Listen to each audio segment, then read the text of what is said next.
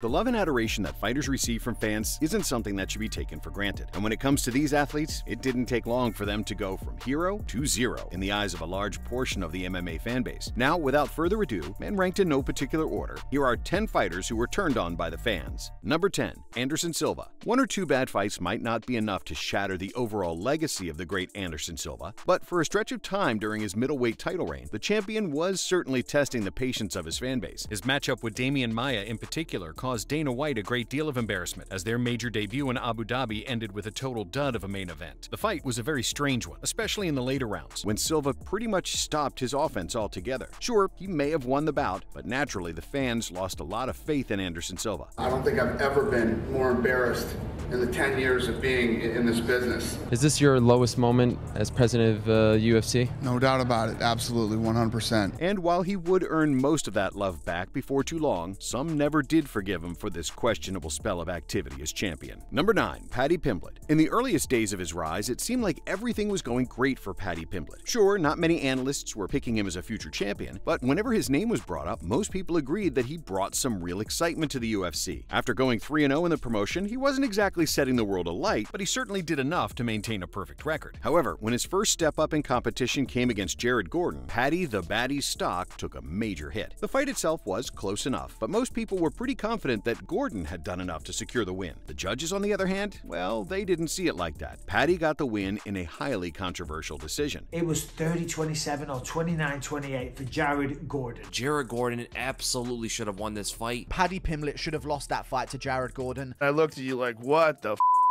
That didn't make any sense. I thought it was 2-1. But when it came to Paddy Pimblett himself, the problem started when he tried to claim that it was a legitimate victory, not even humoring the possibility that Gordon won. You don't think it was a close fight at all? Not at all? If somebody tells me somebody has 6.5 minutes of control time on me, okay, yeah, maybe I could see how you would think that the other person won. You don't see that at all from any others. No, I don't. As you would expect, he was heavily criticized by fans and fighters alike. And while one big win would change everything, right now, Pimblett's stock isn't exactly at an all-time high. I know I won that fight, simple as. I don't care what anyone says, lad. Everyone else can suck me arsehole. Number 8. Rose Namajunas. Rose Namajunas was, and for many probably still is, one of the most universally loved fighters in the sport. An underdog who won the belt in the most unlikely fashion, Rose had the look, the fighting style, and the personality to become a major star. But after she reclaimed the title and went 2-0 over Zhang Weili, her long-awaited rematch with her old rival Carla Esparza changed the way fans felt about her pretty quickly. The fight was just about as boring of a title match as you'll ever see, as Rose darted in and out of range without doing much of anything, and Esparza did just enough to outpoint the champion and earn the win.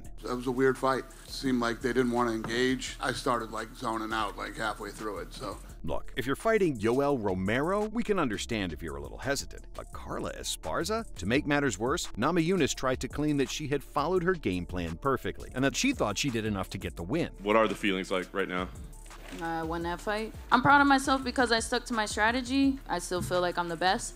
I thought I won. Safe to say, she didn't win many new fans on that night. Number 7. Sean O'Malley. Speaking of a bad attitude towards a fight result, Sean O'Malley already had his fair share of haters by the time he took on Marlon Cheeto Vera. But things took a real turn for the worst after Marlon Vera scored a TKO, using his calf kicks and some vicious elbows. The kicks had caused some real damage to O'Malley's leg, and before the first round was through, it was clear he was compromised. After falling to the mat, Vera got on top and proceeded to land some brutal elbows, eventually forcing the referee to intervene. So, what was the issue? Well, O'Malley wouldn't accept that this was an actual loss, calling himself an undefeated fighter with his tongue firmly in cheek. I've seen a lot of people saying, wow, dude, take your loss like a man. And in my head, I didn't lose. I'm 12-0. I didn't lose. I was about to start beating his ass. Did he get lucky? Yes. Am I undefeated? Yes. In the end, his record stands at 16 wins, 1 loss, and 1 no contest. But in his opinion, he's mentally undefeated. Mentally, I'm undefeated. I didn't lose because my skills aren't better than this dude. It wasn't a loss. Number 6. Conor McGregor. In truth, there are a lot of examples we could point to that caused fans to turn on Conor McGregor. If you were a fan of his 6 or 7 years ago, there's probably a good chance that some of his actions have caused you to have a change of heart. Whether it's his numerous legal issues, a UFC star facing sexual assault charges, his arrogant attitude, Sorry, I'm late. I just don't give a attacking a bus full of fighters. This is the most disgusting thing that has ever happened in the history of the company. Or that time he smacked an old man in an Irish pub. Punching old men in pubs. The guy's just indefensible. Conor has made supporting him increasingly difficult. Sure, he was adored by millions during his initial rise, but his growing list of controversies has caused an undeniable shift in his public image. If he can find his feet inside the cage in 2023, who knows how his fan base will look. But for now, it's fair to say that Conor McGregor is not the widely adored public figure he once was. I must get my head screwed on and just get back in the game and fight for redemption, retribution, respect. Number 5. Khamzat Chimaev. Want a foolproof way to alienate your fanbase? Just miss weight on fight week and cause an entire main card to be rearranged dramatically. Khamzat Chimaev had the perfect stage in front of him, and an opponent in Nate Diaz who would give him a chance to reach a newfound level of stardom with a win. But somehow, someway, Khamzat missed weight by 7.5 pounds. I'm not bad. Making this one of the most dramatic fight week mishaps in the company's history. As a result, the Diaz fight and his headliner spot was off the table. Instead, Nate Diaz got a fight with Tony Ferguson, which allowed him to leave the UFC on a victory, and Khamzat managed to thoroughly annoy everyone by barely apologizing for his actions. Hey, this is Jesse, that motherfucker. Shut it up, guys. In the end, his domination of Kevin Holland felt less special than it should have, and most fans agreed that he has a clear problem with professionalism. You came into this fight far overweight. What was that all about? I don't care about that, bro. I killed that guy. You heard the reaction tonight. The fans were not happy with you. You care about that?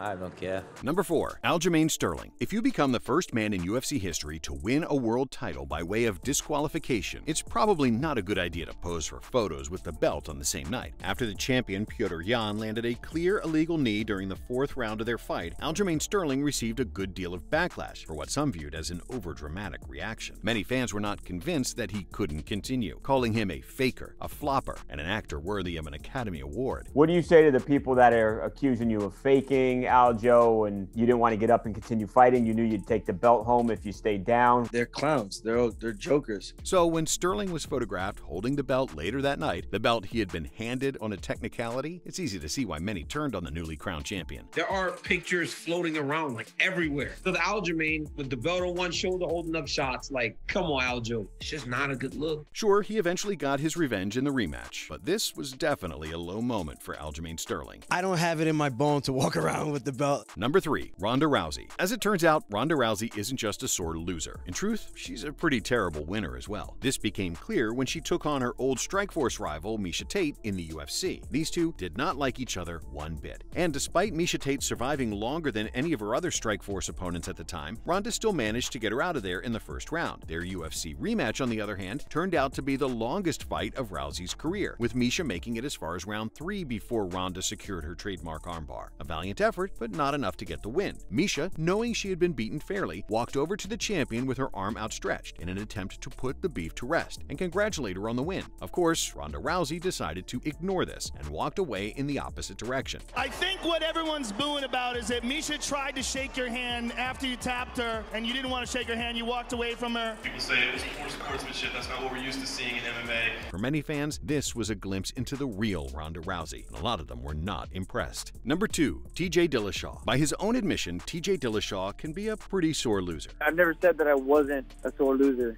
You know, like I don't take losing very well. And even if the whole split from Team Alpha Male was blown out of proportion by Uriah Faber and Cody Garbrandt, Dillashaw was an easy man to paint as a villain. And comments about him being a snake in the grass by Conor McGregor certainly didn't help either. But when the former bantamweight king tested positive for the banned substance EPO, he went from a disliked fighter to public enemy number 1. TJ Dillashaw tested positive for injectable EPO, which is a serious performance-enhancing substance. That's a bummer. First and foremost, I cheated. I'm obviously going to own up that I cheated. I got caught, and it's a rough one, man. It's hard not to hate yourself a little bit, you know. His 2-year ban saw his infamy grow even greater when he returned for a title fight against Aljamain Sterling, only to well and truly waste everyone's time by fighting the champion with a compromised shoulder. That didn't help his cause either. I completely blew my shoulder out at the end of April. ankle. Probably dislocated a good 20 times throughout training camp. This was a waste of everyone's time. Yes. Should this fight have even happened at all?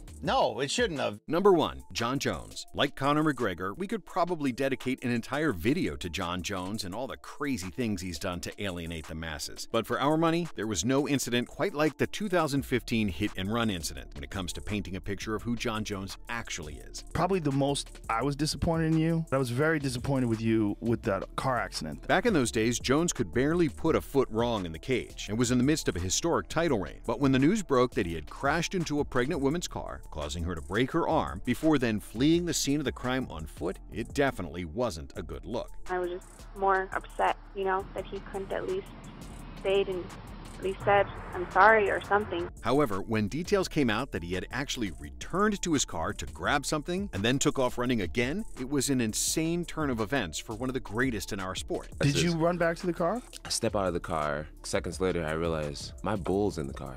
Your bull? My bull, my right. pot bull. Pot. But I knew if I can't find that bull, that's gonna get me in trouble just having a bull in my car. So I looked for like 2 seconds, couldn't find the bull, and I just took off running. Sure, things would get progressively worse as he moved into his mid-30s. The initial shock of watching him do this was something truly surprising at the time. As always, if you guys enjoyed the video, please be sure to let me know by leaving a like and subscribing to our channel. Apart from that, thanks so much for watching, and we'll see you on the next one.